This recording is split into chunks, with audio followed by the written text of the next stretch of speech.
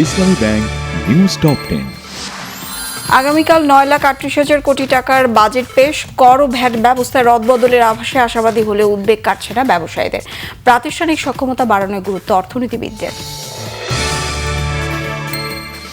দেশের অর্থনীতি ঠিক করতে হলে সবার আগে ব্যাংকিং খাতকে সুশৃঙ্খল করতে হবে, মন্তব্য অর্থনীতিবিদ অধ্যাপক ডক্টর মোস্তাফিজুর রহমানের।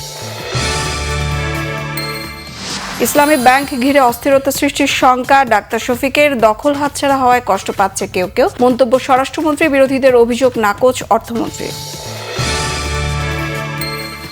যে কেউ অংশ নিতে পারবে স্থানীয় সরকার নির্বাচনে, পদ পদবি ব্যবহার করে প্রতিদ্বন্দ্বিতার সুযোগ নেই আওয়ামী লীগের কারো, বলেছেন প্রধানমন্ত্রী তথ্য উপদেষ্টা।